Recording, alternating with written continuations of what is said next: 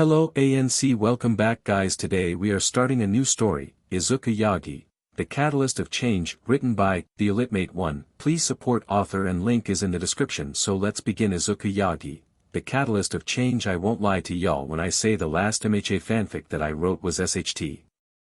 So, I decided to delete it to give you this one. I hope that you enjoy it. I hope you all have an amazing day. Chapter 1, The Synthesist Quirks. They've always been a fascination for me, not because I don't understand them, but because I've never had one. My name is Izuku Yagi, the youngest child of Toshinori and Inko Yagi. I'm part of a rare group in a world where 80% of the population possesses quirks, leaving only 20% quirkless. In my family, though, I'm the anomaly, the odd one out. I'm 12 years old, and lately, it feels like life has hit rock bottom. Ever since the day our quirks or lack thereof were revealed, my parents' attention has gravitated toward my siblings. I can't help but feel overshadowed. Ichiro, my eldest brother, inherited the best of both our parents. With my mother's green eyes and my father's yellow hair and build, he's the perfect blend of their strengths. His quirk, Impact Drive, is nothing short of extraordinary. It amplifies his natural abilities exponentially, giving him unmatched strength, speed, agility, and durability. It's a power destined for heroism. Then there's my sister, Inori, the middle triplet, who looks more like my father with her blonde hair and blue eyes but carries my mother's delicate features. Her quirk, Mind's Reach, is equally impressive. She can manipulate objects with such precision and power that even heavy appliances like a fridge are effortless for her. However, there's a cost. Overusing her ability leaves her with debilitating migraines. And then there's me, Izuku Yagi, quirkless and seemingly insignificant. In a family of brilliance, I'm just, there. Don't get me wrong. They would still feed me, but the attention that I received was nothing. I barely got any attention while my siblings received it all. They wouldn't listen to my suggestions, they wouldn't be there when I had something going on, but they were always at my siblings' side. At this point, if there was a fire inside the apartment, I am sure that I would have been forgotten in the building if it was burning down. I am not sure how I am going to do it, but I am determined that I will be a hero. I might be 12 years old, but I still have time to be better, stronger, and everything else in between. I was interrupted by my thoughts as I heard someone being pushed down. I looked to see Kaken pushing down a kid. Behind him were Inori, Ichiro, and some other of his friends. Kaken, or Katsuki Bakugo, was a name that struck both fear and frustration into my heart. He had always been a force to be reckoned with, a fiery personality paired with an explosive quirk aptly named Explosion. It wasn't surprising to see him bullying someone, it was practically a daily occurrence. What shocked me was the sight of Inori and Ichiro standing behind him, arms crossed and smirking. The boy on the ground looked younger than us, maybe 7 or 8. He had tears streaming down his face as he clutched a toy that Kaken was trying to rip from his hands. "Give it here, you little runt." Kaken barked, his palms crackling with small pops of energy. "Stop it, Kaken," I yelled, stepping forward without thinking. My voice wavered slightly, but I refused to back down. Kaken turned to me, his eyes narrowing. "What do you want, Deku?" he sneered, using the nickname he had coined to remind me of how useless I was. I always hated that nickname. It was used so much that I am referred to by everyone as Deku, even the teachers. I grit my teeth, doing my best to ignore the sting of his words. I said, "Stop it." My voice cracked slightly, but I stood firm, taking another step toward Kaken. The boy on the ground was still crying, clutching his toy desperately to his chest as Kaken's explosive hands hovered over him, ready to cause more damage. Kaken scoffed. "Why should I listen to you, Deku? You don't even have a quirk." Inori chuckled sweetly at this. "Good point, I almost forgot," she said, lifting him with her quirk and throwing him to the side. I flew into the air and landed in a pond full of koi fish. I stood, dripping wet, eyes stinging from the water, my body shivering in the cold. I wanted to scream, but I kept it in, holding back the tears that were threatening to fall. I couldn't let them see that they were getting to me. I couldn't let them see how much it hurt.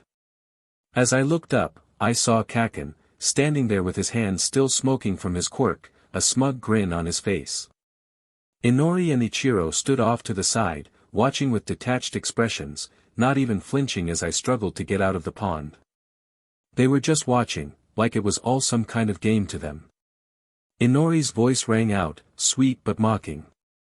"Oops, looks like you slipped, Deku," she said, crossing her arms, her gaze never wavering. "You really should learn to watch where you're going." Kaken grabbed the toy from the kid's hand and chuckled. "You know what, I think I should teach you a lesson," explosions going off in his hands as he walked over to Izuku. "This is for meddling in business that isn't yours," he said as he sent a small explosion my way. I was hit by the front of the blast, sending me flying further. I slammed into the dirt, my body skidding across the ground, the force of the explosion leaving me breathless. I coughed, tasting the smoke in my mouth, and for a moment, I just lay there. My clothes were burned, my skin stinging from the blast. The world felt distant as if everything had slowed down. But the pain wasn't what hurt the most. It wasn't the bruises or the burns. It was the way they all stood there as if my suffering was just a trivial thing to be ignored. Kaken's laughter rang out above me. "You think you can stop me, Deku? You're nothing. You're just in the way." I slowly pushed myself up, my hands trembling as they scraped against the dirt. I could feel the tears threatening to fall, but I refused to let them show. I wasn't going to give him the satisfaction of seeing me break. "You're not the boss of me, Kaken," I muttered, my voice hoarse but firm. "You don't get to decide what I can do or who I am." Kaken paused, his smug grin faltering for a split second. But then, he just scoffed and took a step closer, the sound of his explosions echoing with every movement. "I don't need to decide anything for you, Deku. You've already decided. You're nothing but a quirkless loser who doesn't even have the guts to fight back. You think you can be a hero." His voice was dripping with disdain. "You're a joke. Yeah, little bro, quirks make the hero. Look at All Might, Endeavor, and many others. They are who they are because of quirks. The three of us will likely be in the top 10 in the next decade or so. I would just give up on your dream if I were you," he said, walking over and looking down on him. I couldn't believe what I was hearing. My own brother, Ichiro, was telling me to give up on my dream. My own family, the ones who should have been supporting me, were the ones trying to tear me down. But I couldn't let them. Not now, not ever. "I don't care what you say, Ichiro," I spat, my voice shaking but full of determination. "I'm going to be a hero, and nothing is going to stop me. Not even you." Ichiro's eyes narrowed, and for a brief moment, there was a flicker of something, maybe doubt, maybe something else. But then, just as quickly, it disappeared. He stepped back, raising his hands in mock surrender, but his words were still as cutting as ever. "Fine, do whatever you want," he sneered. "But don't expect anyone to help you when you fail." Inori let out a soft, mocking chuckle. "Look at you, trying to act all tough, but you're nothing, Izuku. You'll never amount to anything. You'll always be just Deku." With that, the three of them walked away and I still stayed in the same spot. The attacks had launched me out of the playground, but not like that mattered anyway. I slowly got up in pain as I had hoped my clothes were fine. I looked down to see there were singe marks and a couple of rips in the shirt and pants. "I've had much worse," I said to myself. I started to make my way home as there was nothing else to do. As I limped home, the sting of their words echoed in my mind. Quirkless, useless, Deku. The same insults, the same mocking tone. They had always treated me this way, as if I was invisible, as if I didn't even matter. But today, it hurt more than ever. Ichiro, Inori, Kaken, they were all so sure that I would never amount to anything. It felt like they had already decided my future for me, like I was nothing more than a shadow in their lives. But deep down, I knew they were wrong. I couldn't explain it, not to them or even to myself, but something inside of me kept telling me that I wasn't done yet. That despite everything, I had the power to change my fate. It wasn't going to be easy, and it wasn't going to happen overnight. But if I could just keep pushing, keep fighting, then maybe just maybe I would prove them all wrong. I made my way through the familiar streets of our neighborhood, my mind drifting to thoughts of heroes. All Might, Endeavor, the countless others who had shaped the world with their quirks. They all had something I didn't. They had power, strength, and abilities that made them stand out. But none of them had a dream like mine. None of them had the determination to become a hero despite the odds stacked against them. I wanted to be like them. I wanted to protect people, to be the one who stood up for those who couldn't defend themselves. I wanted to be the one who made a difference in the world. I just needed heart. I just needed to keep going, no matter what.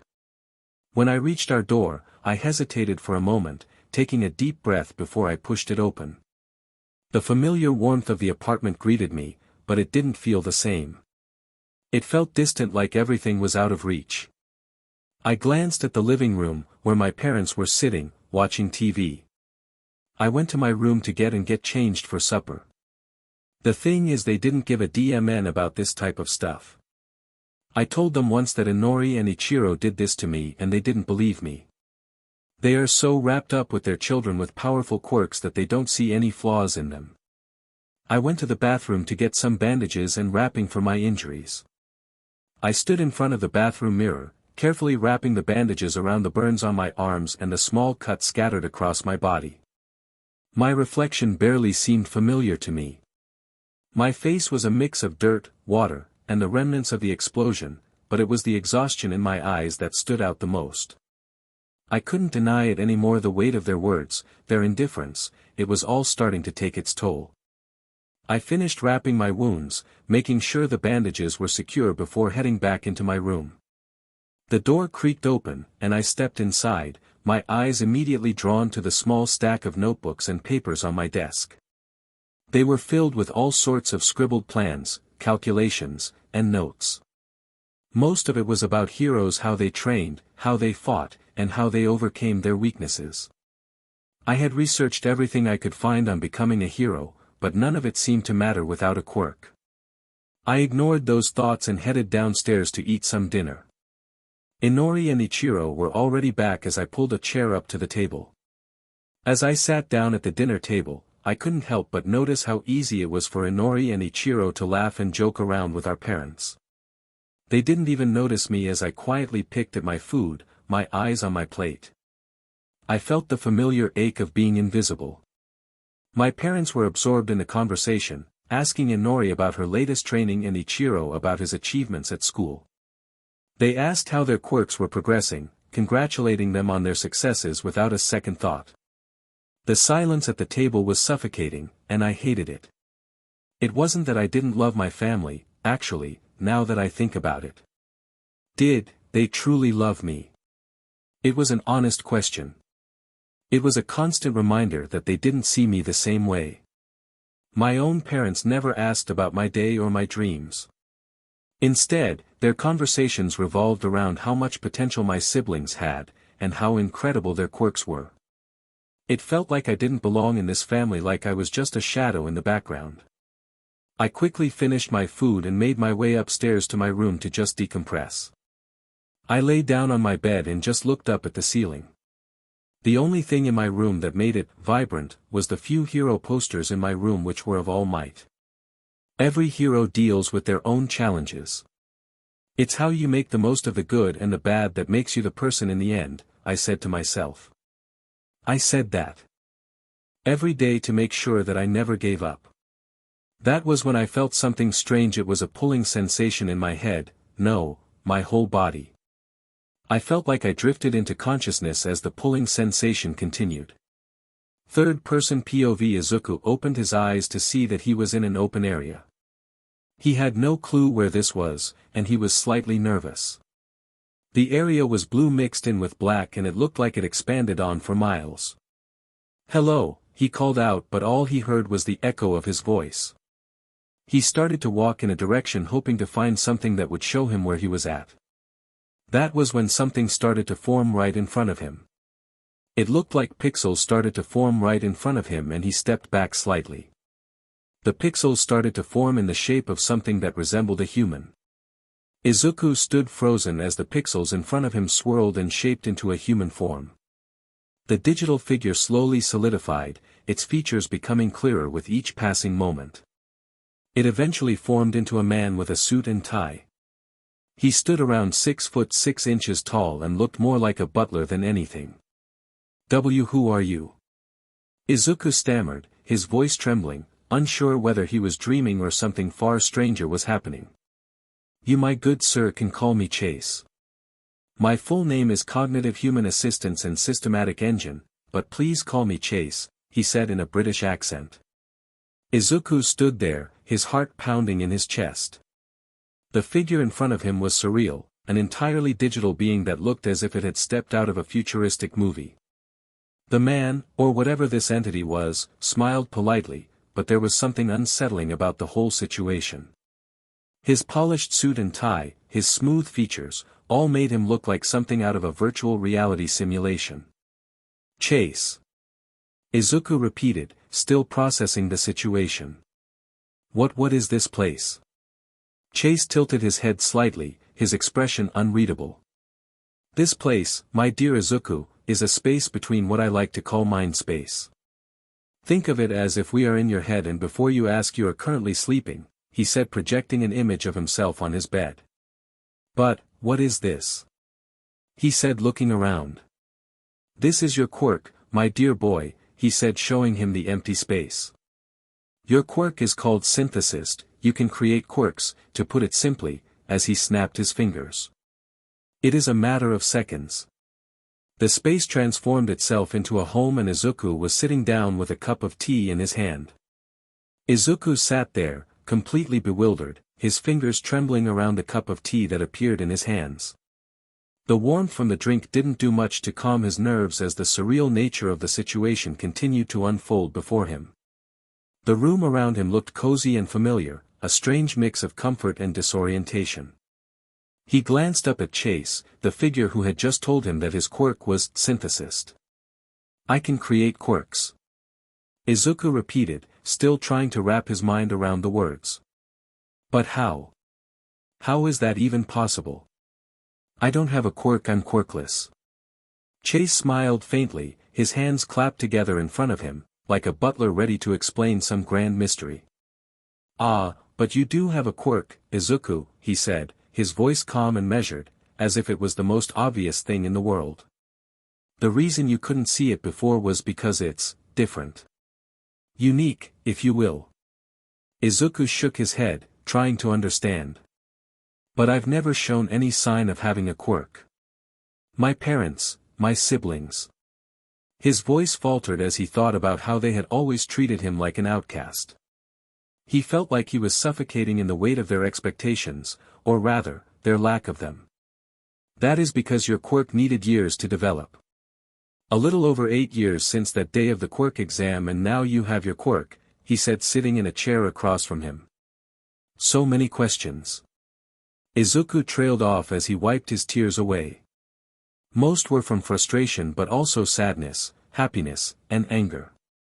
"But if I can create quirks, how does it work?" Izuku asked, his voice still shaky, but with a spark of curiosity in it now. "What do I have to do?" Chase stood up, walking around the room in a slow, deliberate manner. "The process of creating a quirk, Izuku, is not as simple as snapping your fingers. It requires understanding. From this point on, anyone that you physically touch or vice versa will allow you to store the quirk's power, abilities, and knowledge of the quirk here," he said, showing him an area of empty shelves. Izuku wiped some more tears away from him as he tried to understand. "Wait, so I copy the quirk, but I don't?" he asked, confused. Chase gave a soft chuckle as if Izuku's confusion was perfectly normal. "Correct, Izuku. You will store the quirk's power and knowledge, but you will not inherently copy the quirk to use. Think of it like a library of sorts. You will keep the ability to access it and understand how it works, but you will not permanently adopt the traits or powers of the quirk unless you choose to. You can pick and choose the ideas, powers, or abilities of the quirks to create your quirk. Oh, I see. How do I create a quirk? He asked, getting more and more excited. Well, once you have some quirks stored in here, you can pick and choose abilities in here to manifest and create it into being. If you even wanted, you could just use the quirk you copied. However, it is not as easy as it seems, he said, showing him to a big console. What do you mean? He asked, confused once again. Well, you see, there are restrictions to your quirk. You need to reach certain requirements and goals to create your quirk. For example, he said, pulling up a screen. You can't create one just yet, as you need to go and make contact with someone. The other restriction of your quirk is you cannot copy and store the quirks in the library for people that you have a BLD relation with, he said, looking at him. Good, I don't need their quirks anyway, he said, quieter than normal. Izuku sat back, absorbing what Chase had just explained to him. The idea of having the ability to create quirks, to store and understand them, was overwhelming. He never imagined that something like this could exist, especially not for someone like him who had always felt invisible in a world where everyone had a quirk except for him. The thought that he wasn't truly quirkless was both a relief and a source of fear. There was so much potential, but also so much responsibility tied to this newfound power. His mind raced with possibilities. What kind of quirks could he store? How could he use them? And why had it taken so long for his quirk to manifest? All these questions swirled around him, but one question stood above the rest: could this truly make him a hero? Could he finally prove everyone wrong? Izuku nodded slowly, taking it all in. So, I'll need to find quirks first, right? To store them, I mean. Yes, that is correct. As I said before, from this day on, any physical contact and their quirk is stored here, Chase said. So, how can I come back to this place? Asked Izuku. Think of me and this place and you can come back here whenever you want, Chase said, smiling. I should also let you know that time moves differently in here than out there, he said, referring to the outside world. Really? Yes, indeed. Time moves 5 times slower here. If you are here for 5 hours, it will be 1 hour out there. Plus, you can be here when you are sleeping and still get rest for your body, said Chase. Izuku nodded, trying to wrap his mind around everything. The concept of storing quirks and creating his own was a lot to take in. His mind raced with excitement and uncertainty. For years, he had felt useless and powerless, and now he had the potential to change that. But there were still so many questions, so many things he didn't understand. So if I store someone's quirk, I can use it to create my own, but it won't be like theirs? Izuku asked, trying to clarify. Chase nodded, his smile never faltering. Exactly. You'll have access to the knowledge, power, and abilities of the quirk, but you will have the freedom to modify and create something that is uniquely your own. Think of it as a recipe. You can take ingredients from different quirks, combine them, and create a dish that is entirely new. Izuku's heart skipped a beat. The idea of being able to make a quirk that was truly his own, shaped by the quirks of others, was something he had never imagined. It was like being given the power to forge his destiny, to write his own path in a world where the odds had always been stacked against him. But how do I choose which quirks to store? What if I make a mistake? Izuku's voice trembled slightly as the weight of the responsibility began to sink in. Chase smiled, that's the best part, you can store as many as you want. That, and when you can create a quirk, I will send a notification that only you can see saying that you can create a quirk. Izuku smiled at that.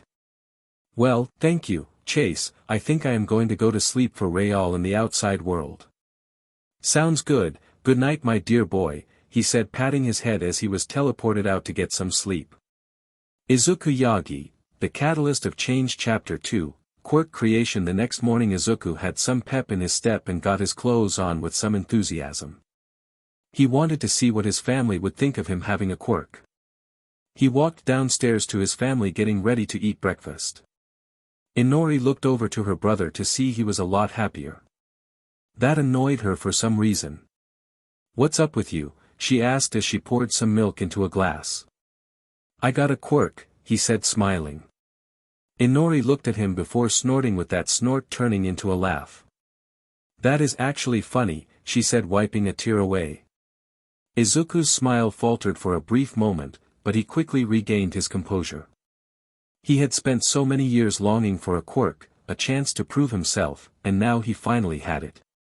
But hearing Inori's mockery stung.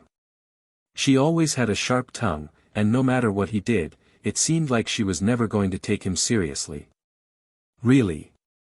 Inori scoffed, her eyes narrowing. "And how are you going to prove that? You can barely get through a normal day without being a laughingstock. Do you really think you're special now?" "I didn't say I was special," he said, clenching his fist slightly.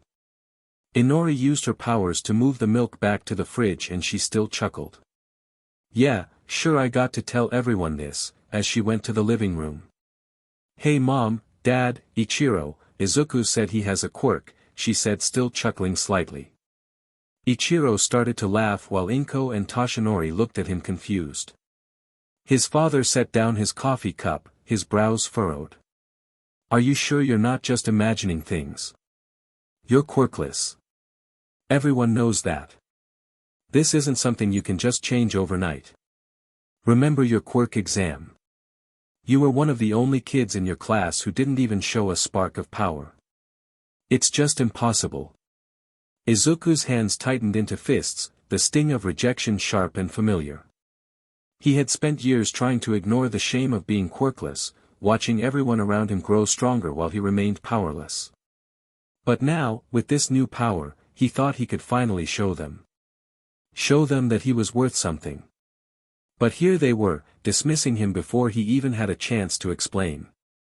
I am not imagining things." Izuku's voice cracked as he tried to hold his ground.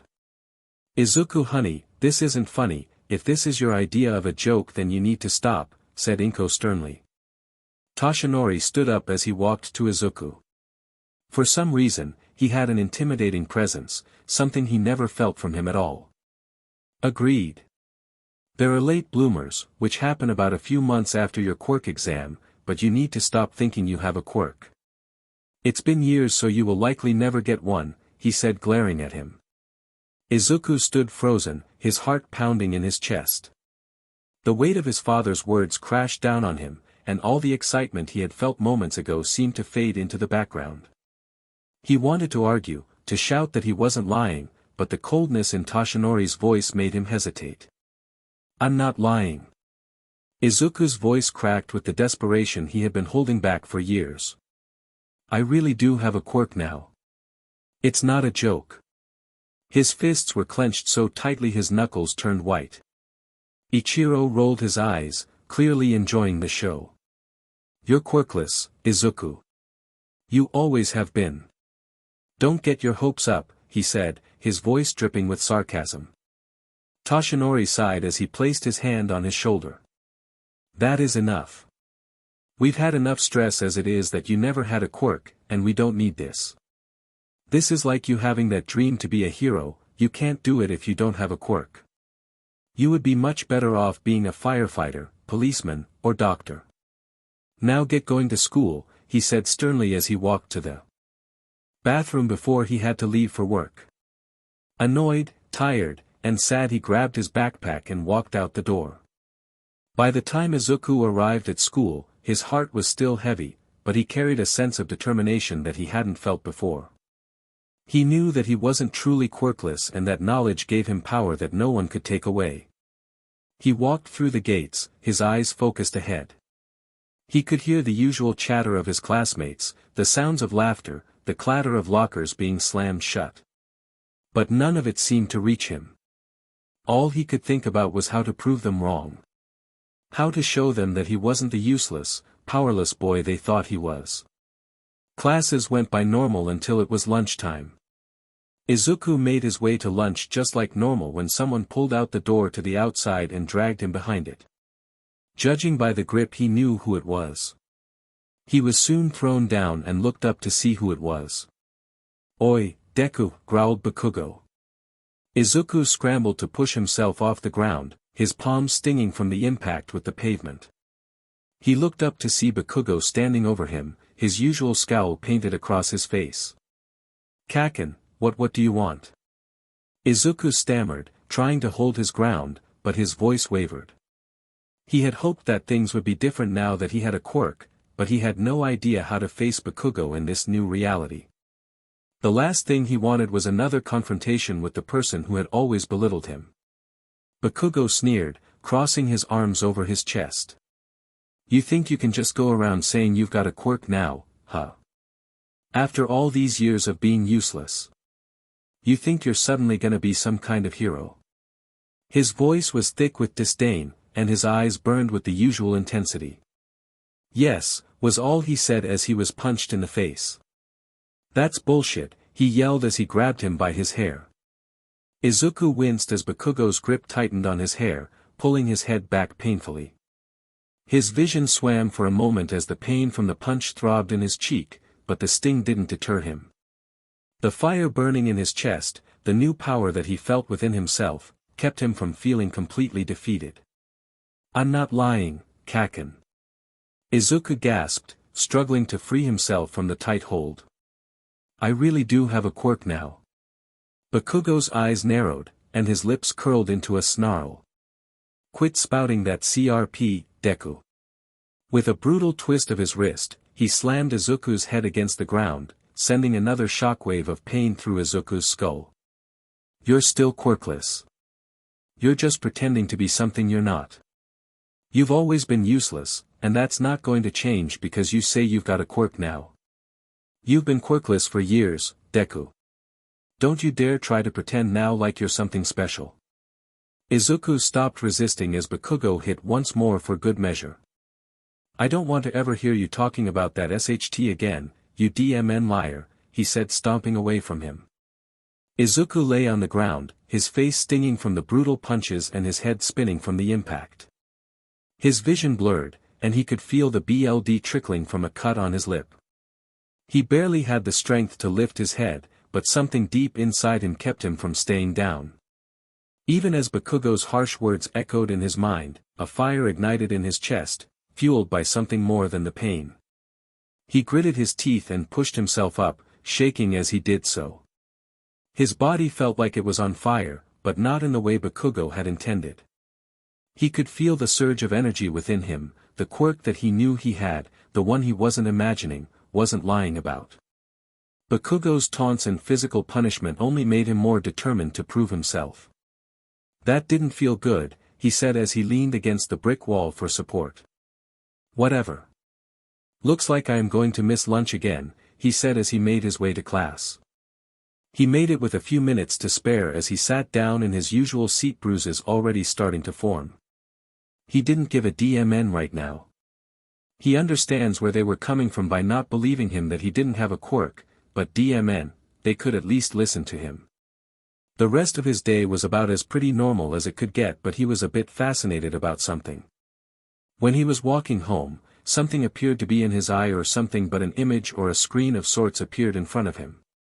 Achievement complete, collect and store 10 quirks in the library reward, 1 quirk creation available. This made Izuku excited as he started to make his way home faster. He wanted to get back into the mind space to work on quirk. He had wondered about many things such as how many quirks he could make and use. He wanted to get some quirks stored up, so he acted like he was bumping into people accidentally when he traversed the halls of the school. Some resulted in nothing, when others were throwing punches at him. He ran to his room not even to see his mom, as he was sure she wasn't there. He threw his stuff down and started to think about mind space before eventually he was pulled back in. He was welcomed to the sight of Chase as he was smiling down at him. "I see you are excited, sir. Shall we have some tea and see what quirks you have stored up?" he said, forming the rooms for Izuku to use. "We shall, Chase," he said excitedly.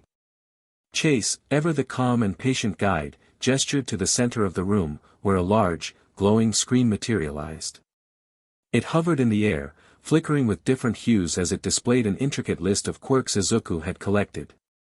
The screen was organized like a library catalog, each quirk listed with a brief description and a button next to it that Izuku could tap to access more detailed information. Izuku's fingers hovered over the screen.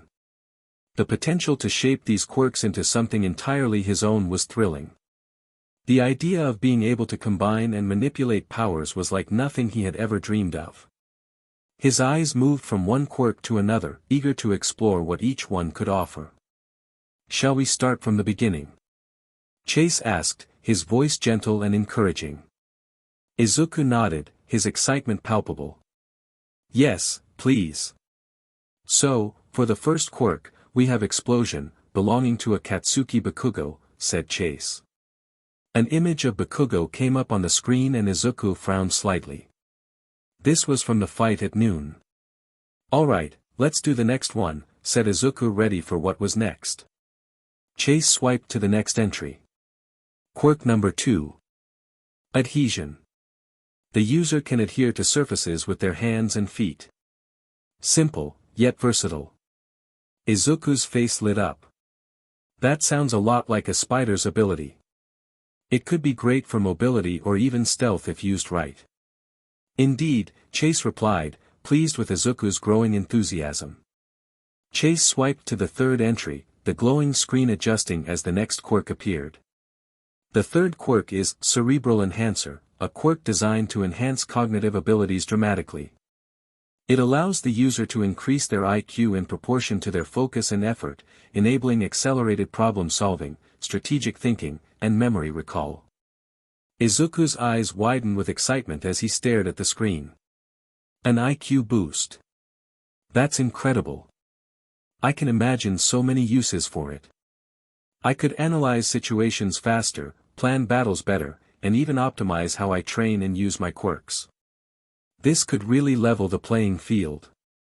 Chase nodded, his smile calm but proud. Exactly, sir. It has limitations, of course. While it can elevate your intelligence significantly, it also places a great demand on your mental energy. Overuse may lead to cognitive fatigue, headaches, or even temporary confusion. That sounds awesome, we will have to come back to that later, he said excitedly. Indeed, we will. For your fourth quirk, we have Jolt. Not very powerful in terms of destructive power, but it allows the user to send out small amounts of electricity into their fingertips that reach about 6 inches. Izuku nodded, listening carefully as Chase described the fourth quirk. Jolt, huh? Izuku mused aloud. That could still be useful, especially in a pinch. I could use it to shock enemies or short-circuit tech, maybe even give myself a boost in combat if used correctly. He considered how he could make the most of each quirk, turning every ability into an asset, no matter how small. Chase nodded. Exactly, sir. Even simple quirks like this have potential.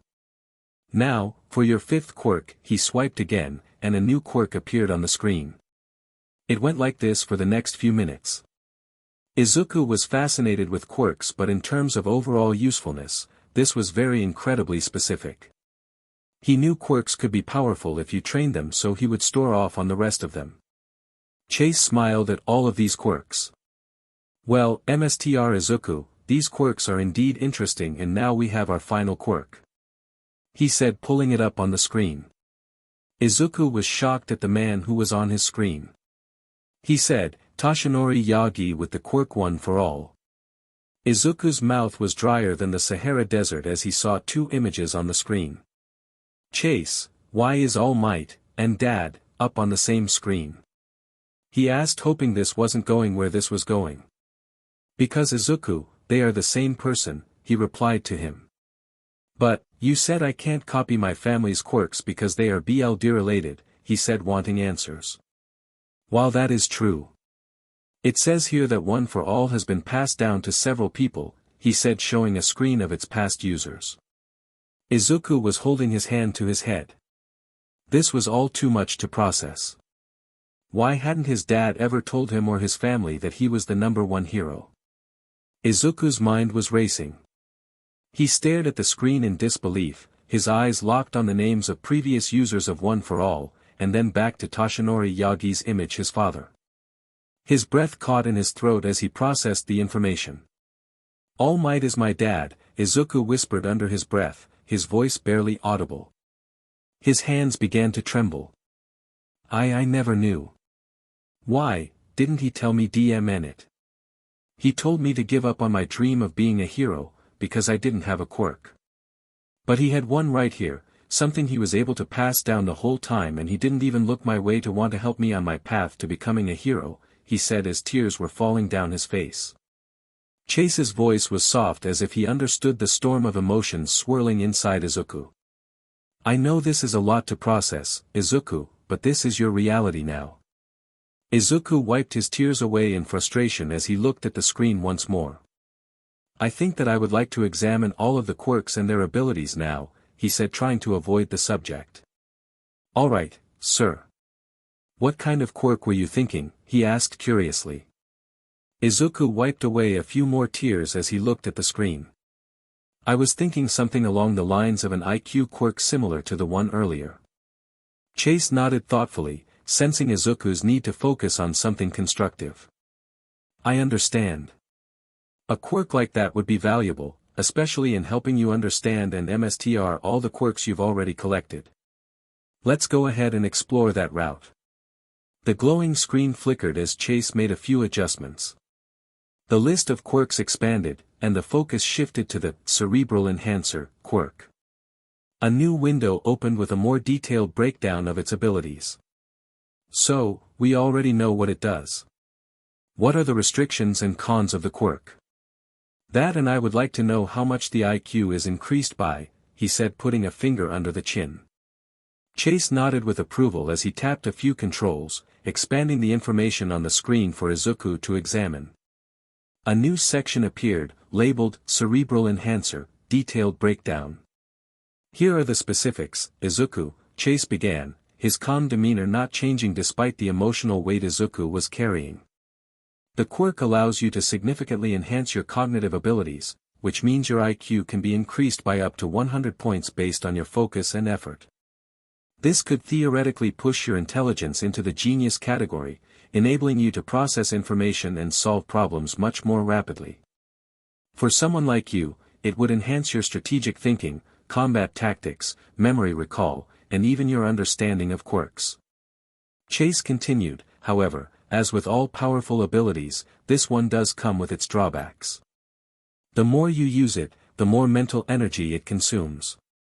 Extended use beyond your physical or mental limits could result in cognitive fatigue, memory lapses, and even temporary loss of coordination or confusion. In extreme cases, it could even lead to memory loss if overused, so it's essential to be mindful of your limits. What if we do not have those restrictions?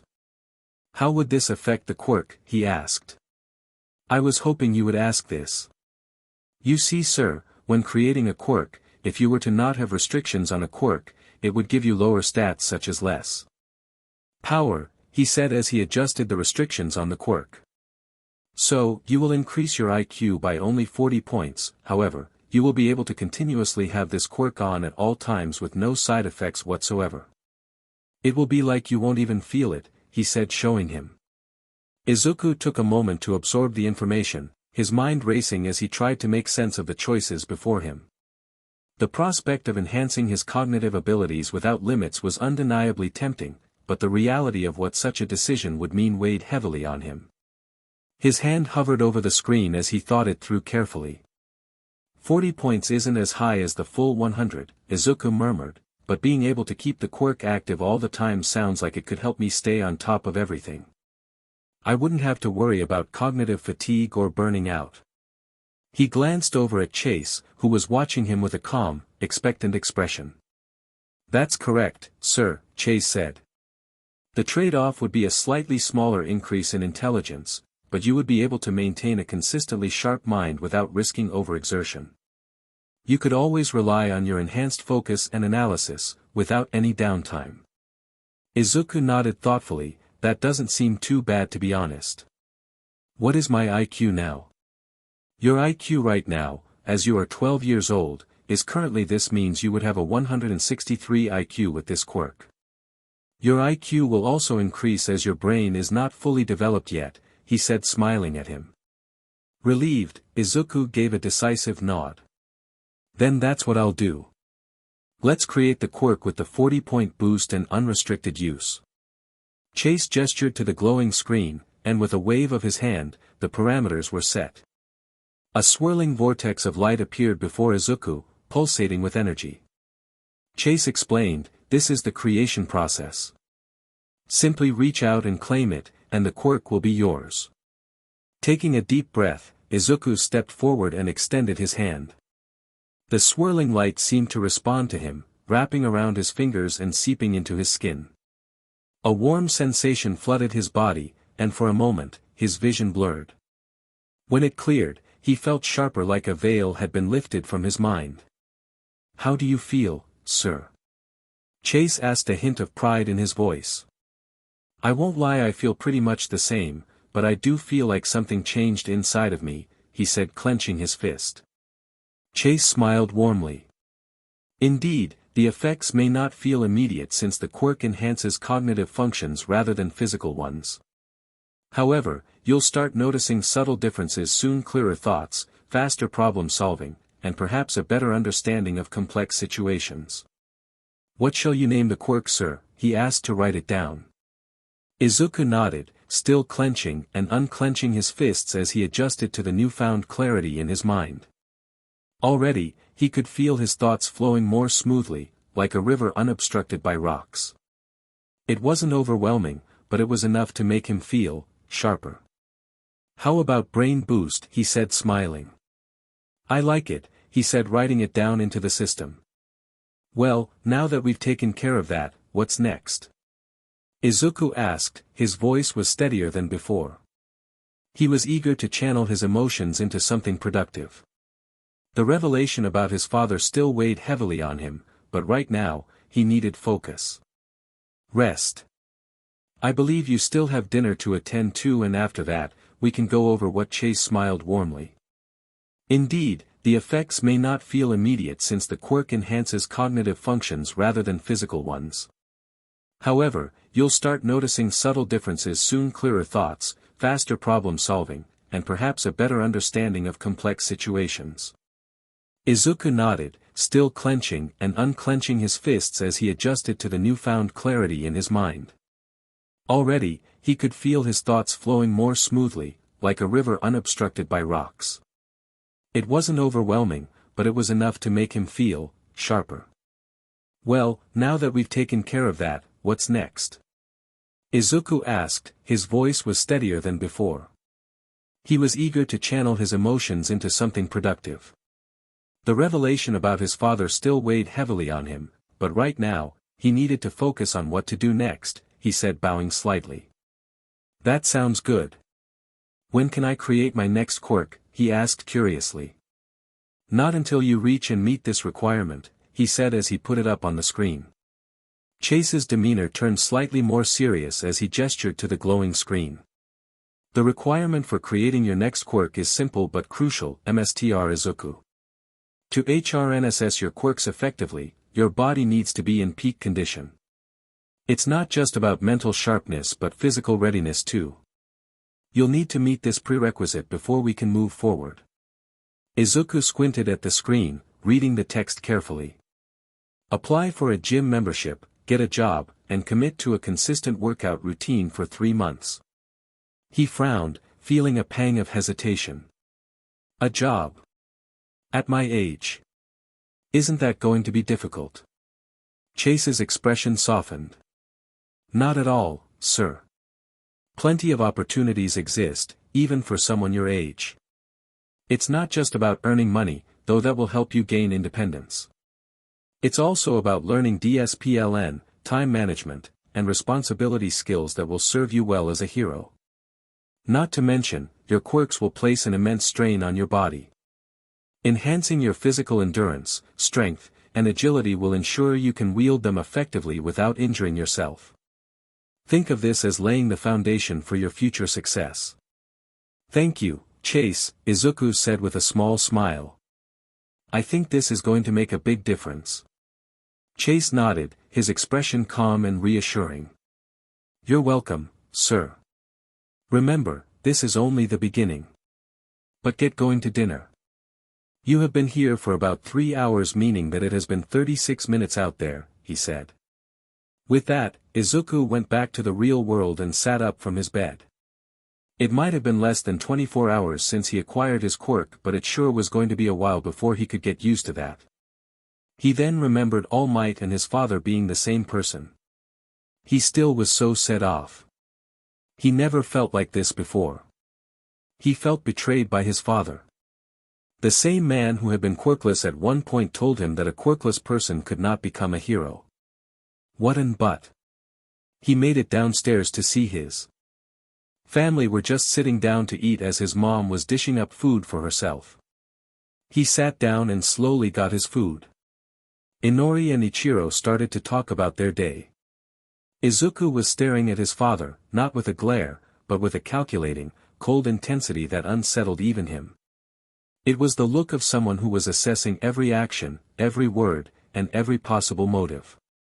All Might, his father, Toshinori Yagi, noticed the look but chose to ignore it, engaging in light-hearted conversation with Inori and Ichiro instead. His siblings' laughter echoed in the dining room, but to Izuku, it sounded distant. His mind was too busy swirling with thoughts. How could he say something like that to me? He thought bitterly.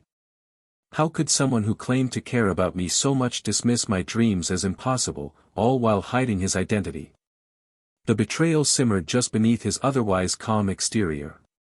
He wouldn't lie when he said he was curious as to how this skinny blonde man who was barely 5 foot 10 inches tall was All Might. One for All must have been one heck of a powerful quirk, and he would have to investigate it. That's some good progress, Inori, said Inko happily. Izuku shook his head at this. Conversations like this were starting to bother him more and more because he was never asking about how his day went. He finished eating and started to make his way up to his room. He had a lot of research and a lot of catching up to do. Izuku Yagi, the catalyst of change, thank you for all the support on the fanfic you have given me so far, and I am happy you all enjoy it. I hope that you enjoy this chapter that I have written for you. Chapter 3, Training begins 1 month later, and that is another $100, he said, sighing. $100 was enough for a 1-month membership at the local gym. Yes, it was local, however, it was a gym with a pool, a track, mixed in with a dojo. It was the real package and why it was so expensive, and he was glad to be going there. Izuku had managed to secure an online job as a customer support agent for a tech company. It wasn't glamorous work, but it allowed him to contribute financially to his goals while maintaining flexibility with his schedule. He worked a few hours each day after school, answering queries about troubleshooting software issues and helping customers navigate their products. While the work was sometimes repetitive, it gave him a sense of accomplishment. Each paycheck brought him closer to achieving his plans. Sitting at his small desk, Izuku adjusted his headset and glanced at the queue of support tickets. The first was a customer struggling with a frozen application. He quickly reviewed the troubleshooting script, then typed out a concise, polite response. Thank you for reaching out. Here's what you can try to resolve the issue. He hit send and moved to the next ticket. Despite the monotony, Izuku approached the job with the same determination he applied to everything else in his life. He saw it as more than just earning money. It was an opportunity to refine his communication skills, practice patience, and strengthen his ability to solve problems under pressure. By the end of his shift, Izuku leaned back in his chair, rubbing his temples. It wasn't the most physically demanding work, but staying focused for hours on end was draining in its own way. Still, when he looked at the total earnings in his online account, he felt a swollen feeling of pride. It wasn't just about the money, it was proof of his growing independence. He had created a schedule with Chase with the best interest in mind, and good God did it look like hell. 4 a.m. wake up, 4:30 a.m. to 7 a.m., first gym workout 8 a.m. to 3 p.m., school 3 p.m. to 6 p.m., work 6 p.m. to 6:15 p.m., dinner 6:45 p.m. to 10 p.m., second gym workout 10:30, bed and mindspace studying. Would it be hard? Yes. Was he willing to do it? Absolutely. Izuku sat on his bed, staring at the schedule Chase had meticulously crafted. It was rigorous but it aligned with his goals. If he wanted to become a hero despite the odds stacked against him, he needed to push beyond his limits. He read through it again, committing it to memory before placing it carefully on his desk. The next morning, his alarm buzzed at 4 a.m., jolting him awake. For a split second, Izuku considered rolling over and stealing a few more moments of rest, but he quickly shook the thought away. He had made a commitment to himself, and if he started slacking now, he'd only be sabotaging his own future. Throwing on his workout clothes, he grabbed a water bottle and headed out the door. He wasted no time getting into the gym as started to get to work. He did a warm-up of 20 push-ups, sit-ups, pull-ups, and crunches and he was ready to go. Granted he had never really done super physical workouts so had taken some baby steps. The gym was relatively quiet at this early hour, save for a few other dedicated individuals. Izuku began on the treadmill, setting a moderate pace. His legs burned within the first few minutes, but he reminded himself of why he was doing this. Heroes don't quit. If I can't push past this, how will I ever keep up with villains in the field? After 20 minutes on the treadmill, he transitioned to weight training. Chase had given him a beginner's guide to proper form and manageable weights to avoid injury. Izuku started with dumbbell curls and bench presses, his arms trembling slightly under the unfamiliar strain. Despite the challenge, he felt an undeniable sense of satisfaction with every rep completed. Sweat dripped down his forehead as he pushed himself further than he ever had before. By the time he moved on to core exercises, he was already feeling the effects of the morning's work. Planks, Russian twists, and leg raises tested his resolve, but Izuku grit his teeth and kept going.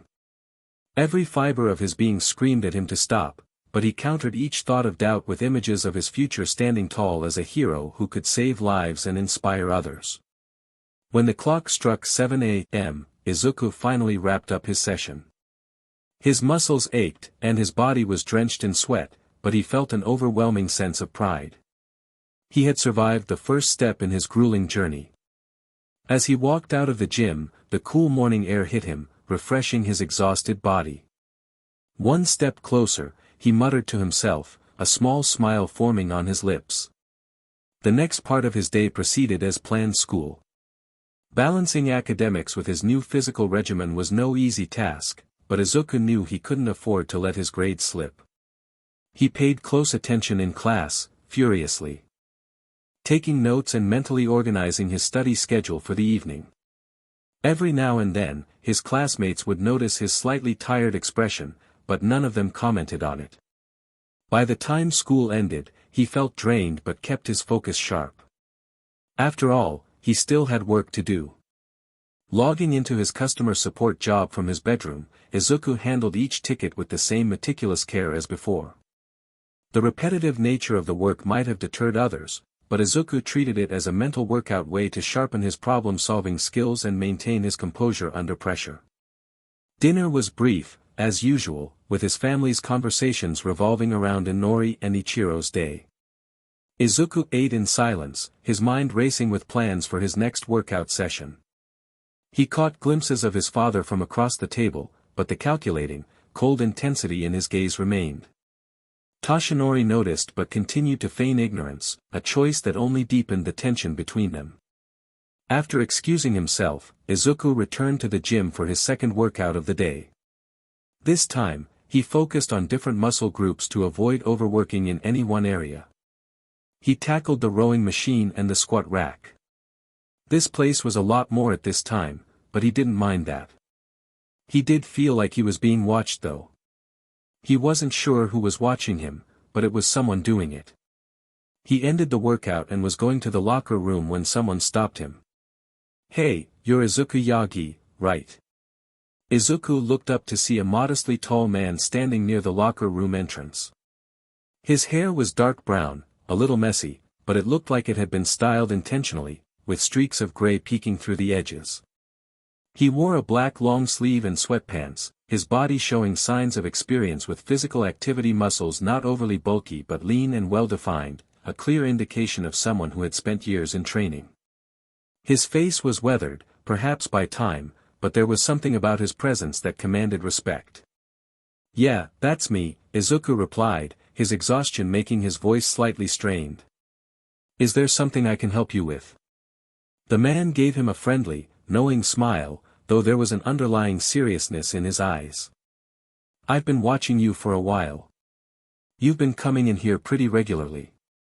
Most people would burn out by now, but you've got something about you. DSPLN. Dedication." Izuku blinked in surprise, wiping the sweat from his forehead as he shifted his weight nervously. He wasn't used to strangers noticing him like that.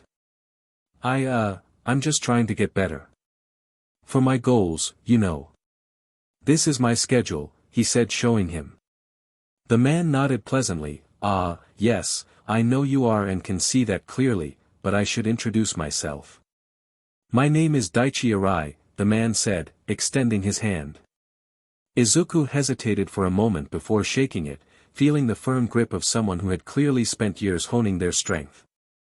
"I own the dojo that's attached to the fitness center here," Daichi Arai said, gesturing toward the far end of the gym where the dojo's sliding wooden doors stood. "I couldn't help but notice your work ethic. It's not every day I see someone so young pushing themselves so hard. You remind me of someone I used to know." Izuku looked at Daichi with a mix of curiosity and apprehension. "Oh, really? Was he a hero?" Arai chuckled, the sound low and warm. "Not exactly. But he had the heart of one, much like you seem to. Listen, Yagi, I've been around long enough to recognize potential when I see it. You've got a fire in you, but if you're not careful, that fire can burn you out. Training is good, but training smart is better." Izuku's cheeks turned slightly pink. "I am just trying to catch up. I've got a lot of ground to cover." Arai nodded knowingly. "I figured as much.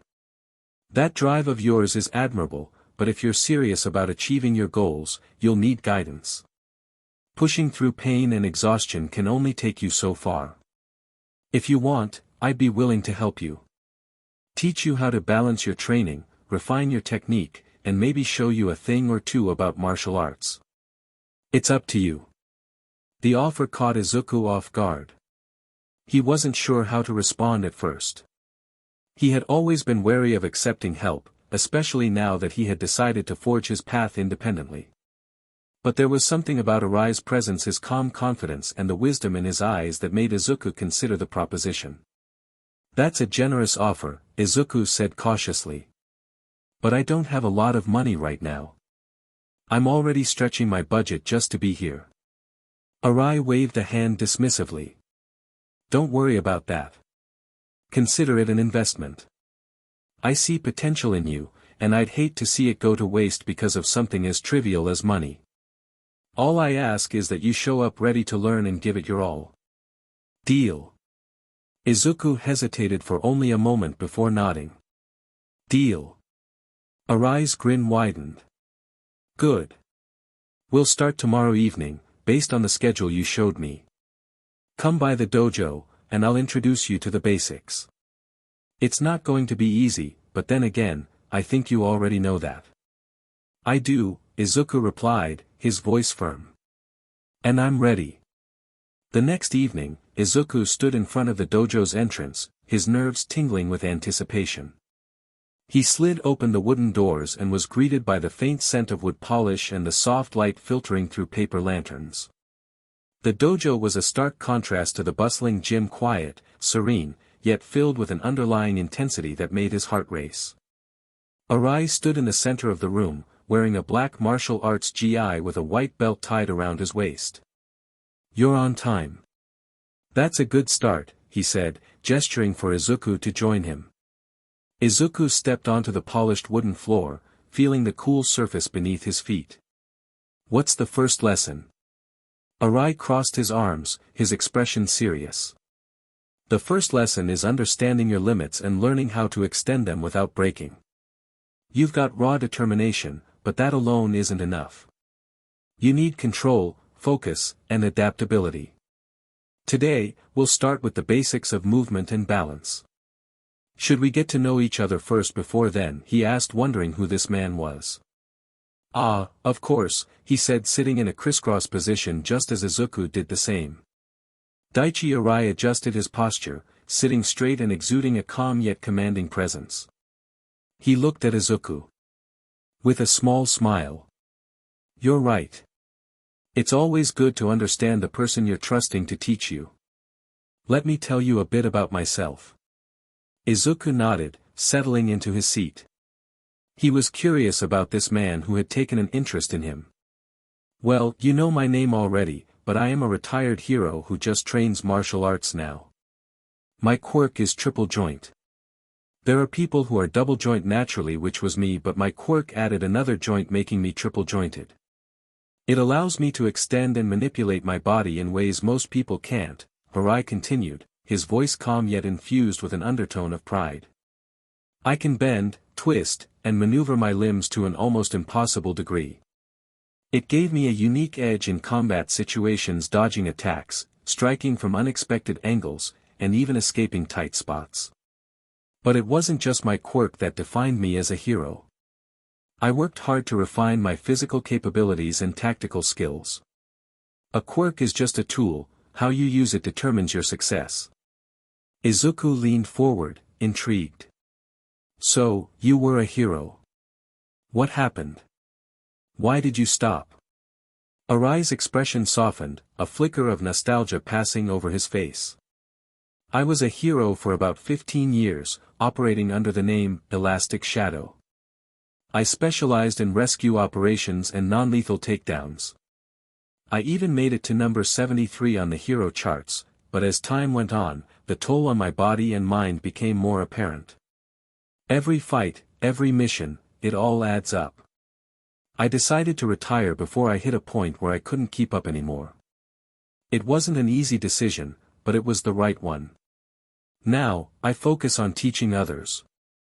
Passing on what I've learned to people like you. Izuku nodded, his respect for Arai growing.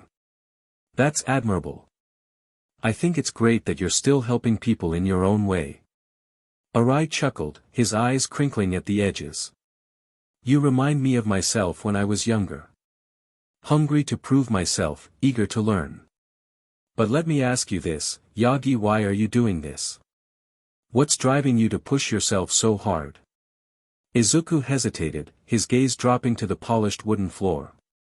He took a deep breath, organizing his thoughts. I want to catch up. For a long time, I felt like I was always behind, always struggling to prove my worth. I want to change that. I want to be someone who can stand tall, someone who can protect others and make a difference. But I know I can't rely on anyone to hand me the tools to do that. I have to earn it. Arai nodded thoughtfully, his expression was unreadable, a noble goal. But let me give you some advice, Izuku. You're right to want to rely on yourself, but don't let that turn into isolation. The world is full of people who can teach you, guide you, and challenge you to grow. You're here now, which means you're already taking a step in the right direction. Izuku felt a wave of warmth at Arai's words. It wasn't often that someone acknowledged his efforts so directly. Thank you, Arai-sensei. I won't waste this opportunity. Arai smiled, standing up and gesturing for Izuku to follow. Good. Then let's get started. First, I'll assess your natural movement and balance. Take your shoes off and stand in the center of the mat. Izuku quickly complied, feeling the cool surface of the mat under his feet. Arai circled him, observing his posture and stance with a critical eye.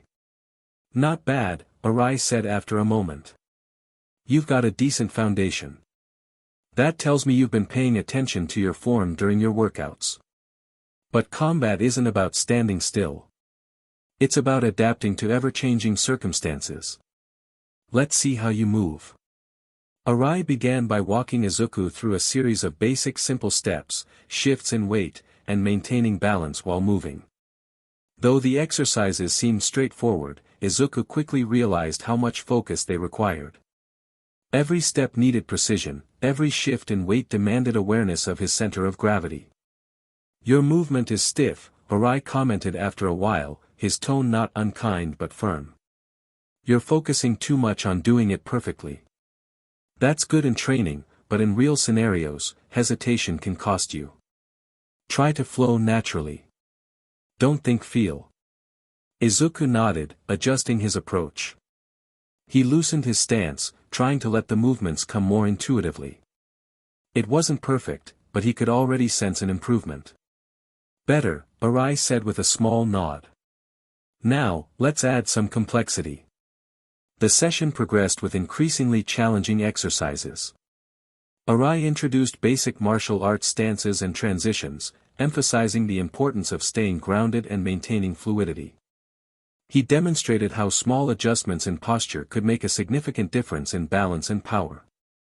Martial arts isn't just about punching and kicking, Arai explained as he demonstrated a series of sweeping motions. It's about understanding your body and how it interacts with the world around you. If you can master that, you'll find strength in even the simplest movements. By the end of the lesson, Izuku was drenched in sweat, his muscles burning from unfamiliar motions. But he felt exhilarated. Each technique, each correction, had opened his eyes to a new dimension of training. This wasn't just about building strength, it was about refining it, channeling it into something precise and effective. "You did well for your first day," Arai said, clapping a hand on Izuku's shoulder. "But this is only the beginning. If you want to see real progress, you'll need to commit to consistent practice. Are you ready for that?" Izuku looked up at Arai, his green eyes blazing with determination. "Yes. I'm ready." Arai grinned. "Good. Then we'll meet here tomorrow. Rest well tonight, Yagi. You've earned it." As Izuku left the dojo, the cool evening air greeted him once more. His body ached, but his spirit felt lighter than it had been in months. For the first time in a long time, he felt like he was truly moving forward. The path ahead was still uncertain, but with Arai's guidance, he knew he wasn't walking it alone. One step closer, Izuku muttered to himself, the faintest hint of a smile playing on his lips as he disappeared into the night. He got home to everyone in bed, which was about what it was like every night since he had been doing this, which was fine with him. He went to the fridge to get some chicken and rice and walked to his room. The unique thing about Mindspace was he was still able to get a full 6 hours of sleep if he wanted to, even when he was in Mindspace, because his body was resting. Izuku collected a few quirks from the past month, and he started to see a trend with the quirks that he had stored up. Based on what he was hearing, a lot of people firmly believed that they could not be heroes with the quirks that they possessed. He had a total of 14 storage now, and most of them were not trained enough. Granted, they were simple, such as having long fingers and pulling eyes out of your socket, which was gross in his opinion, but he didn't think of a use for them yet. The kid who had the quirk Sparks was interesting though. It said that the quirk could have gotten much stronger if it was trained constantly, but the kid never did anything. It made him wonder how many people with weak quirks could be powerful if all they did was train them. His siblings or parents hadn't caught on to the fact that he was starting to train more and more, but nonetheless it still hurt that they didn't believe that he had a quirk now. He had thought that someday if he had gotten a quirk that he would have gotten the recognition he needed from his family, but he thought life had other plans. The bullying hadn't stopped yet, and he seriously doubted that it never will, but it irked him to no end that Inori and Ichiro were still doing it to him. He had told himself constantly that there are other people who have it worse than him out there, but it was getting harder and harder to believe every day. He will admit though that with the training he's been doing on his body, it was starting to hurt less and less if the kids beat him up. He was grateful for that. Then there was the thing about One for All and his father being All Might. He hadn't read its profile or contents yet in Mindspace because he was still mad at his father for not telling him or his family. He knew without a doubt that his mother knew who he was, but his siblings likely didn't know either.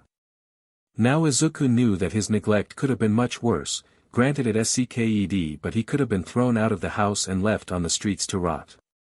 He knew that he had a roof over his head and meals provided to him, but there was no attention whatsoever from his family, and at the end of the day neglect is still neglect.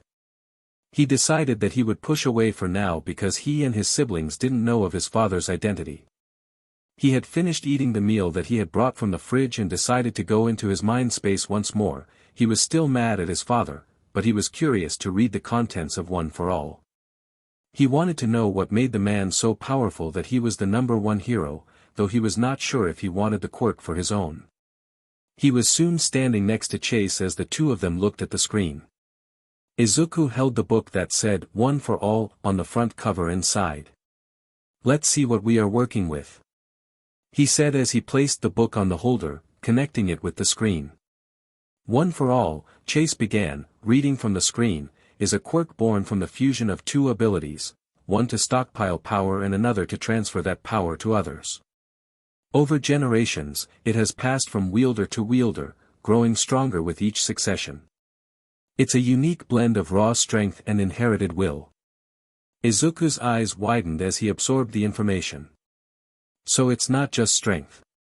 It carries the legacy of everyone who's ever wielded it. Exactly, Chase replied, pointing at the screen.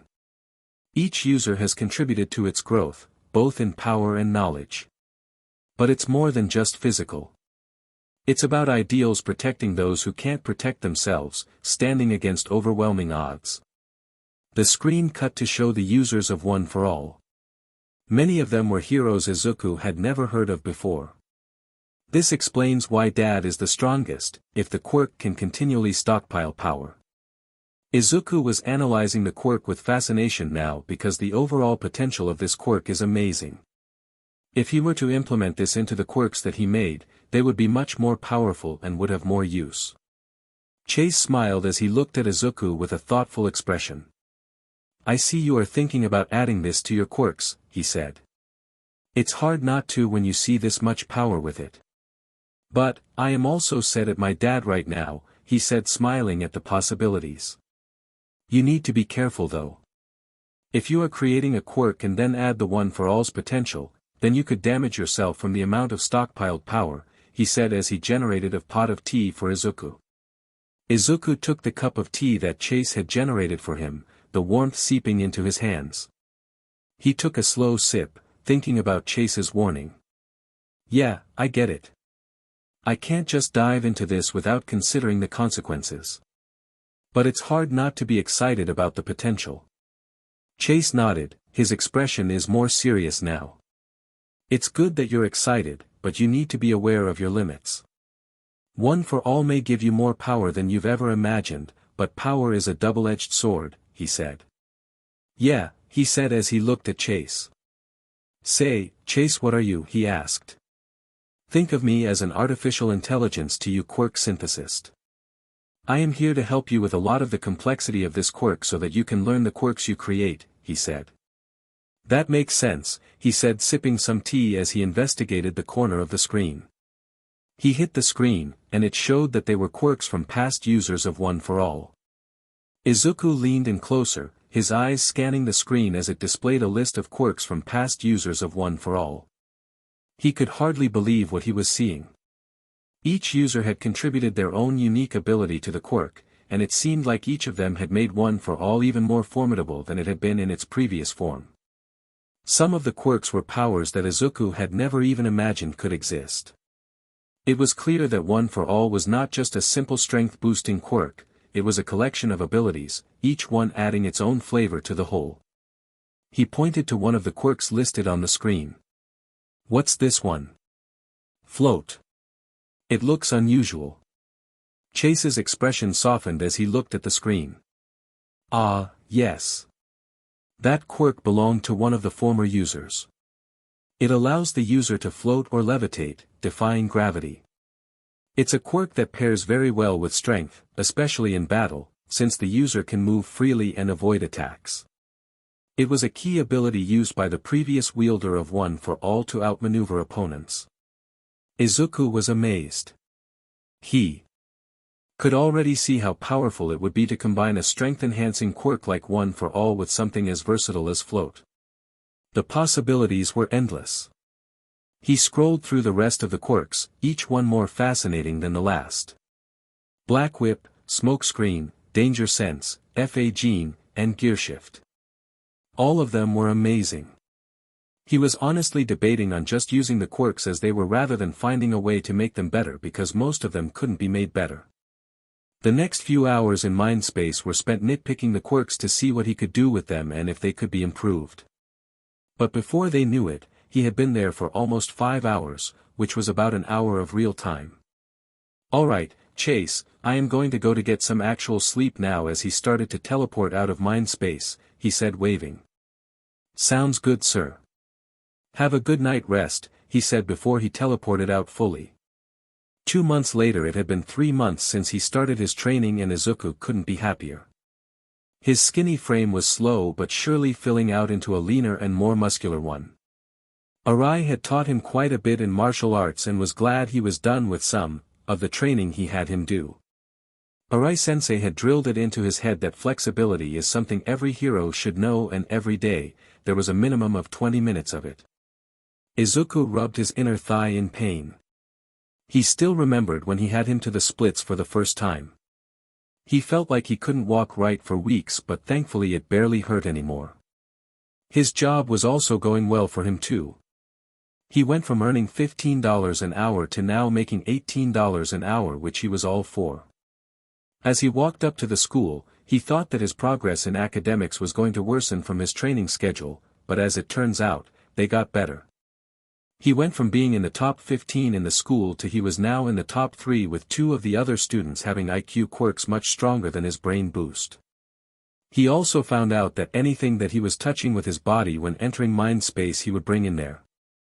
So, he started to bring in multiple books for reading, allowing him more time to learn. He started to read into topics of mathematics, biology, chemistry, physics, and technology, often using Mindspace to digest the material more quickly. The more he absorbed, the better he became at applying it in real life.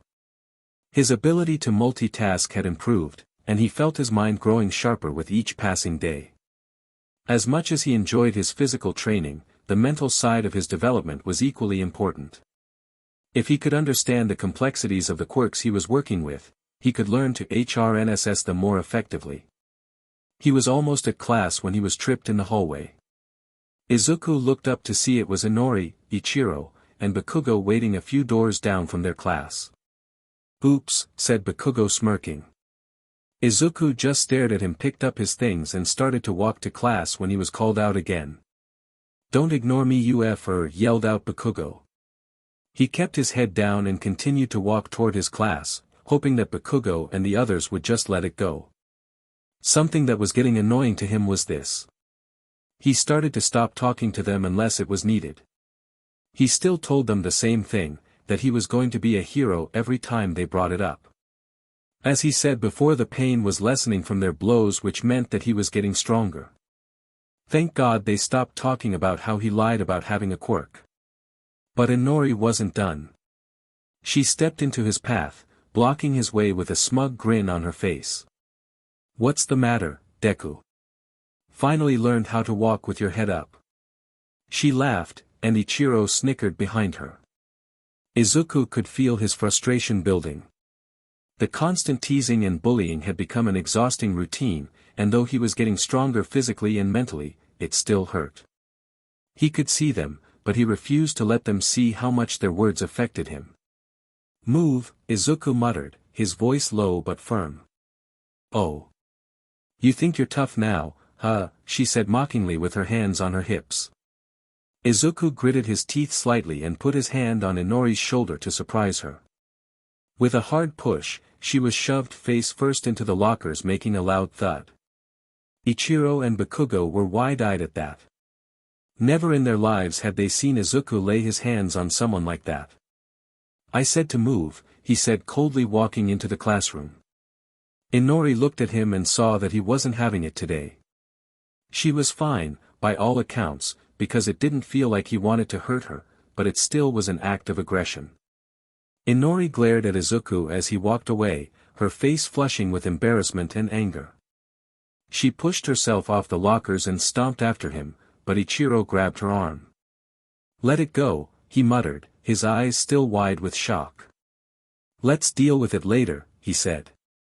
Inori looked at Izuku as he sat down and gritted her teeth. She would show him who he just messed with.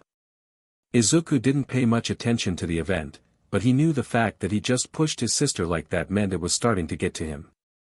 He didn't think much of it as the rest of the day transpired. He checked out a few more books to read from the library and started to walk out the school grounds. He just zips up his backpack when he was grabbed by the hair and thrown into the alleyway and pushed to the ground. Izuku landed hard on the rough pavement, his breath leaving him in a sharp gasp. He scrambled to get his bearings and looked up to see Bakugo, Inori, and Ichiro standing over him.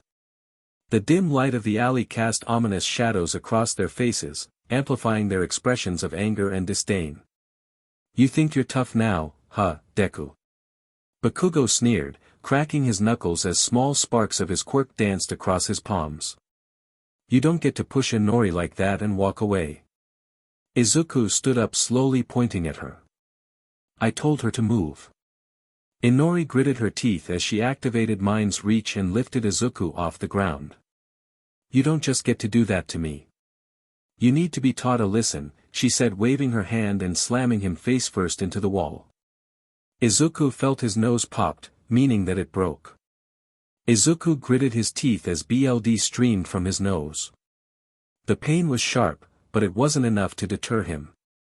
Inori slammed him into the other way face first, once more breaking it more. Izuku resorted to breathing out of his nose now but still tried to resist. Inori stopped her telekinesis and dropped him down, hitting the ground hard. Izuku tried to get up but was in Inori's grip, once more being pinned against the wall. Ichiro walked over smiling at him. You know, it pisses me off thinking you get to treat her like that. I thought we were supposed to be siblings, he said, activating impact drive. You could see that his body was slightly enlarged as he still walked over to Izuku. Ichiro pet his fist back, hitting Izuku on the right side of the stomach. Izuku gritted, his teeth dripped from his broken nose and his stomach throbbed in pain. Ichiro's punch had knocked the wind out of him, leaving him gasping as he struggled to regain his footing. But Ichiro wasn't finished. He grabbed Izuku by the collar, lifting him slightly off the ground. You think you can just push Inori around and get away with it?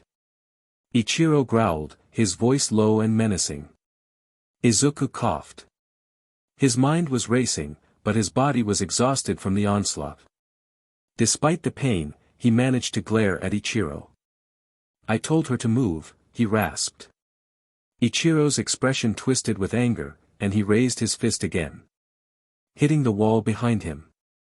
If you do that to our sister or anyone we see as friends, the beatdown will be worse the next time. Understand? He asked. Izuku nodded at this, and he was dropped down. Izuku crumpled to the ground, his body screaming in protest as he struggled to breathe. His vision blurred with pain, but he clenched his fists tightly, digging his nails into his palms to keep himself grounded. His ribs ached, his face was throbbing, and his stomach churned from the repeated blows. Still, his resolve remained intact. Bakugo sneered down at him, the sparks from his palms flickering like small, menacing fireworks. You're lucky we're letting you off easily this time, Deku, he said, his voice dripping with disdain. But don't think for a second this is over. You pull another stunt like that, and you'll wish you never stepped foot in this school. Inori stood off to the side, her arms crossed as she glared at Izuku. Her telekinesis had left her breathing slightly heavier than normal, but her anger was far from being exposed. You're pathetic, she spat. Trying to act tough when you're nothing but a quirkless loser. You should be grateful we even acknowledge you exist. Ichiro stepped back, flexing his fingers as if he were itching for another punch. His enlarged muscles from impact drive began to shrink as he deactivated his quirk, leaving him towering over Izuku with a look of disgust. We're supposed to be family, you idiot. But you're nothing more than a stain on our name. Izuku didn't respond. He didn't trust himself to speak without his voice shaking, and he refused to give them the satisfaction of seeing him break. He slowly pushed himself onto his hands and knees, every movement sending fresh waves of pain through his battered body. Pathetic, Bakugo muttered again, turning to walk out of the alley. Let's go. He's not worth any more of our time. Inori hesitated, her eyes narrowing as she looked down at Izuku one last time. Stay out of my way, Deku, she said coldly before following Bakugo. Ichiro lingered for a moment longer, his expression unreadable. Then he shook his head and walked off without another word, leaving Izuku alone in the dimly lit alley. Izuku just lay staring at the sky that still had some light out but just enough that it would be sundown in a couple of hours. How are we supposed to be family when they treat me like SHT, he said to himself, turning over to get up. Izuku was crying slightly from the physical pain and emotional pain. Izuku struggled to his feet, his body trembling from the effort. Each movement was agonizing, but he forced himself to keep going. The alley felt suffocating, the shadows closing in around him as his mind raced with thoughts of despair and anger. He clutched his side, the pain from his broken ribs making it difficult to breathe, let alone walk. His legs wobbled beneath him, threatening to give out at any moment. But Izuku pushed forward, one shaky step at a time, determined to make it home before the sun fully disappeared. Screw it, I need a hospital, he said as he started to walk to the nearest one he could find. He stopped for 1 second, grabbing his nose. He would be mad if he was charged more money than he needed to. With a yelp of pain he fixed his nose and it was back in place. Izuku winced as he adjusted his grip on his side, trying to keep the sharp pain at bay. He knew he couldn't let himself collapse in the middle of the street, not now. His determination to reach a hospital overrode his embarrassment. The occasional glance from passers-by felt like needles, but he refused to acknowledge them. His thoughts swirled with the events of the day. How did it come to this? He wondered bitterly. The so-called siblings who were supposed to have his back were his greatest tormentors. Bakugo had always been harsh, but Inori and Ichiro's betrayal cut deeper. Family wasn't supposed to hurt you like this, physically or emotionally. He gritted his teeth, his resolve hardening with each agonizing step. I can't stay like this forever, he muttered. I won't. The faint glow of a neon sign caught his eye, a small urgent care clinic. It wasn't a full hospital, but it would do. Izuku hesitated before entering, his hand trembling as he pushed open the door.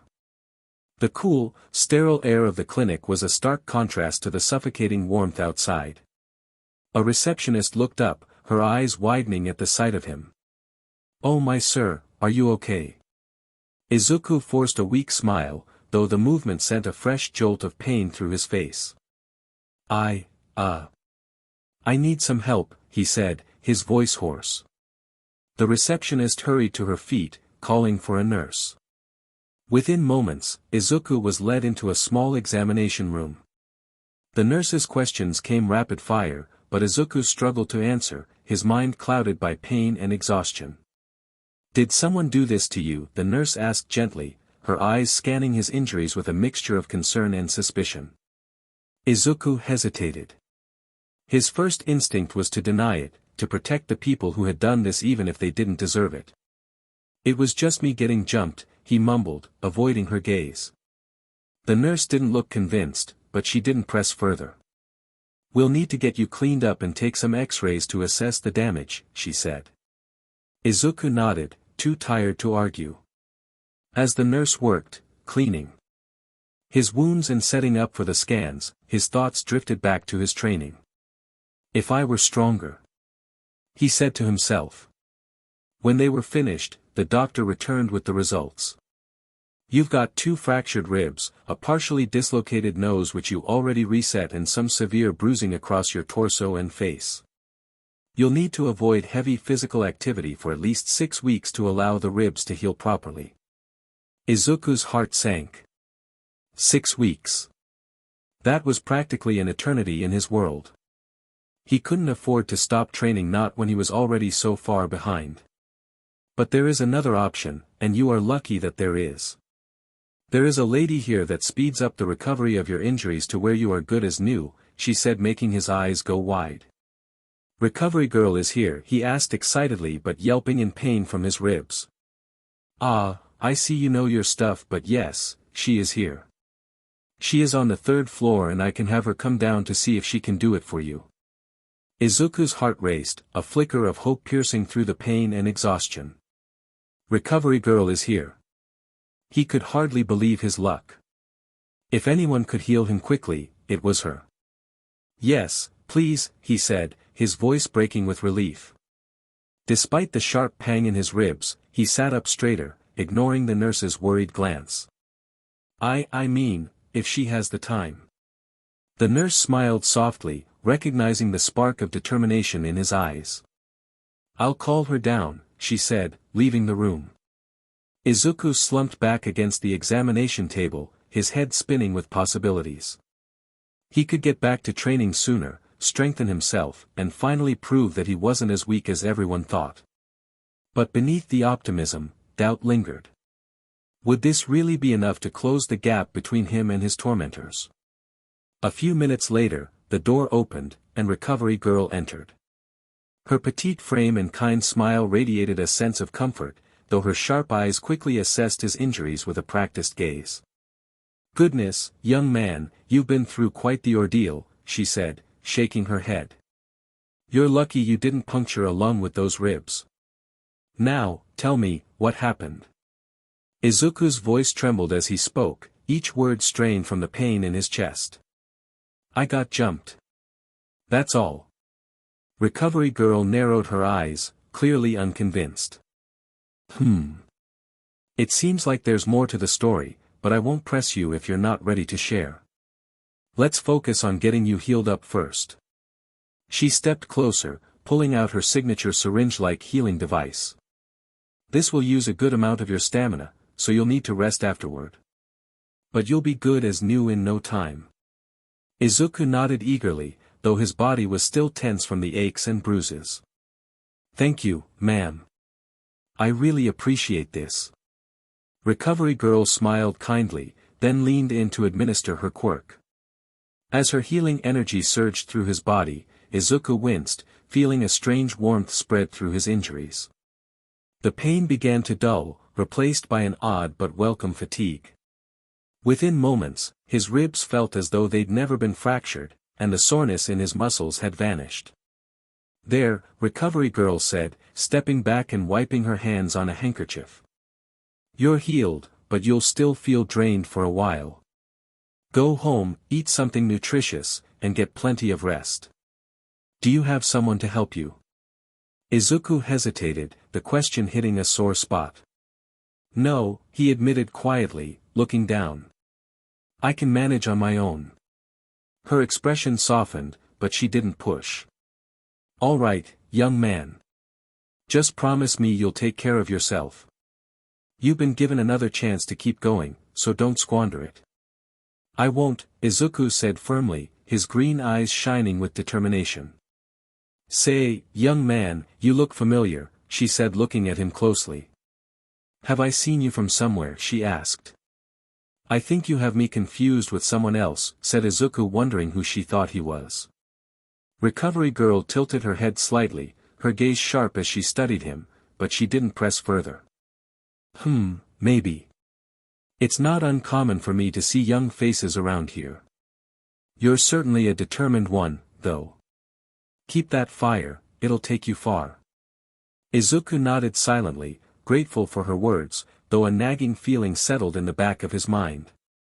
He'd felt that same sense of familiarity in her voice, like she had known him long before that moment. But, as he thought about it more, he realized that it didn't matter now. All that mattered was healing, training, and proving to himself that he could become something more. Recovery Girl gave him one final smile before she turned to leave the room. Now, get some rest, young man. Don't push yourself too hard. Remember what I said, take care of yourself. Izuku smiled weakly, the words sticking in his head as he left the clinic, feeling lighter than he had in days. Even though the events with his family had left scars on his heart, the physical pain was now a distant memory, thanks to her healing. Izuku started to walk home knowing he would be late for supper, but he didn't care too much. He decided to see one night if they cared if he was home or not. When they had dinner, and not surprised, they didn't say a thing. It hurt him more than they realized, but if they didn't care enough to have him at dinner, then it wasn't worth it. As he got home, the lights were off, meaning the family was somewhere else right now. He walked into his room where he had gotten 2 notifications on a screen that only he could see in front of him.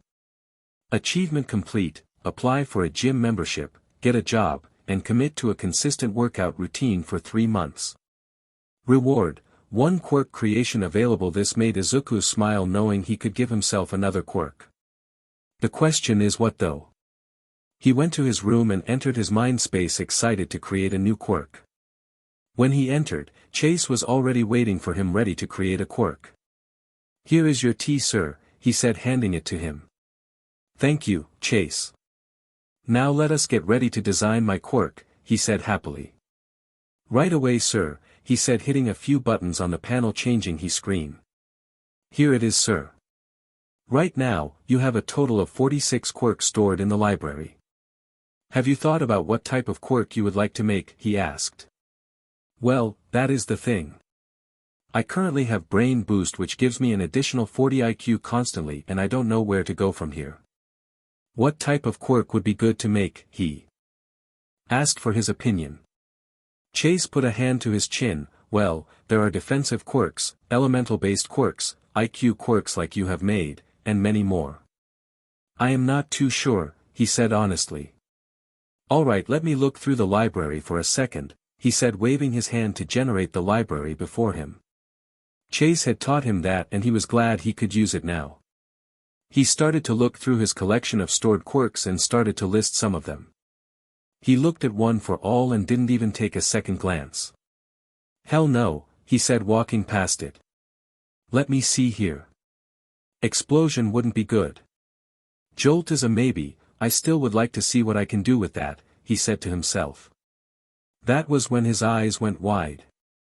The book he picked up said the words "heal" on top of it. Izuku smiled and went back to the panel to get to work. "Chase, I just realized that I possess Recovery Girl's quirk Heal. This is a big game changer," he said. Chase raised an eyebrow, his gaze shifting to the quirk Izuku had just selected. "Heal," he repeated thoughtfully. "You're correct, sir. That's indeed a game changer. But why did you grab it?" "Well, if I am being honest, I do not want to go to the hospital constantly from being beat up, so I think it would be a good idea to have a quirk that can heal me and maybe others," he said quietly. "Excellent idea, sir. How would you like to set the parameters of your new quirk?" he asked as he put the quirk to the screen for him to choose. "Is there a way to have the quirk heal myself slowly over time but also heal others?" he asked.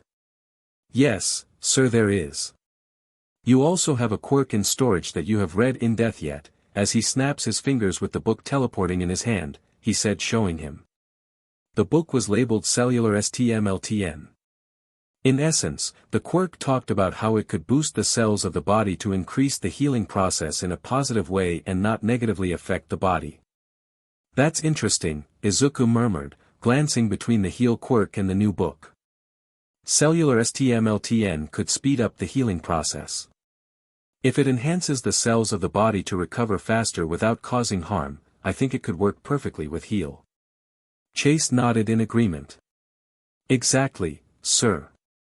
The combination of heal and cellular STMLTN could allow for a rapid healing process, not only for you but also for others.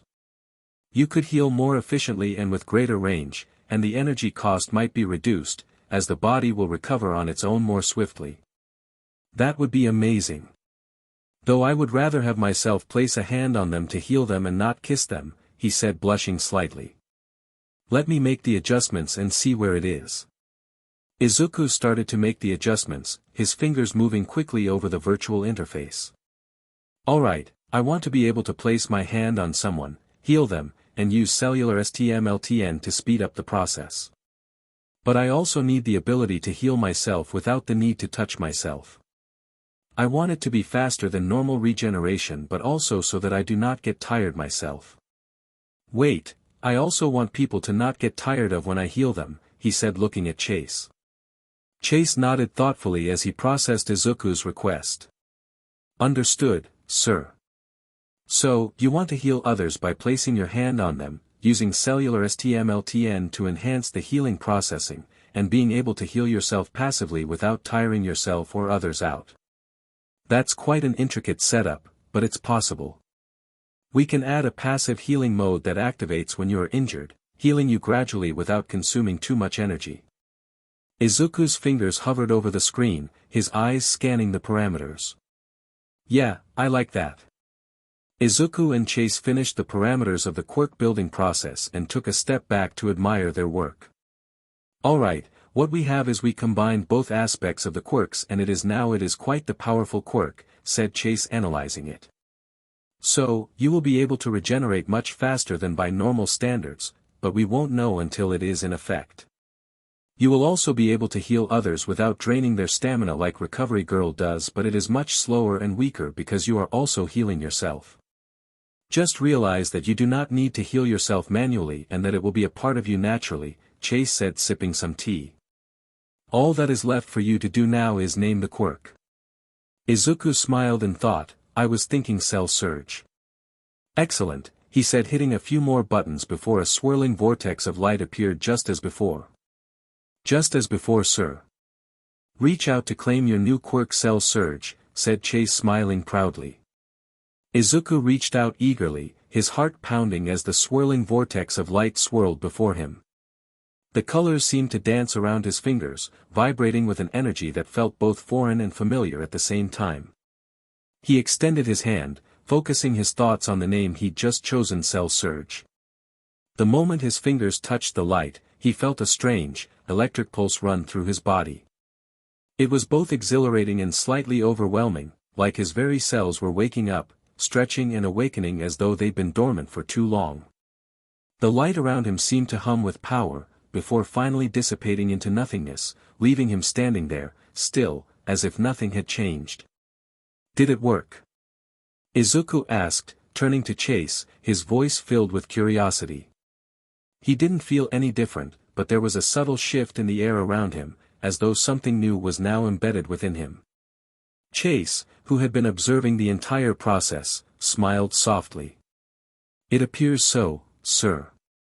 You've successfully integrated the Cell Surge quirk into your system. You should be able to heal yourself and others now, and it should be far more efficient than before. It also says that your body will heal 3 times faster than the average body. That is awesome. Thanks again for everything, Chase, he said bowing. It is my pleasure, sir, he said bowing in return. A new goal appeared in front of Izuku's eyes after they were done bowing to each other. New requirement, collect and store 100 quirks in the quirk library. 46 100 reward, 1 quirk creation available. Izuku nodded, simple enough, he said to himself. He smiled at the fact that he was the first to have more than 1 quirk, to his knowledge anyway.